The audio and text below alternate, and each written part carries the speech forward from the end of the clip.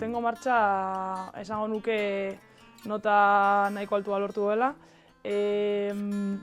Balorazio oso ona atera dugu guztion artean, eta azkenean jende asko animatu egin da martxa egitera, egun politatea azkenean, nahiz eta hotz handia izan, eta hori berdintasunera heltzeko beste pausu bat eman dugula uste dugu, nahiz eta asko geratu oraindik. Guk pentsatzen genuen 600 pertsona aldera animatuko zirela.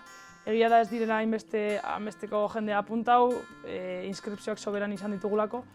Baina, izango nuke 300, 400, igual, 400 pertsona inguru apuntatu egin direla.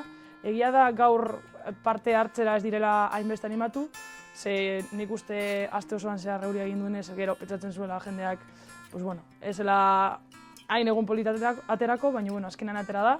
Eta, inskripzioak 400 inguru eta gero parte hartzaileak 300 edo esango nuke. Sariak izango dira tarteko denborentzat, hau da egingo da media bat, eta tartean dauden denborak irabazi egingo dute, eta saria izango dute. Orduan egon adi gure sareetara, ze bertan plazaratuko dugu data, ordutegia eta dana.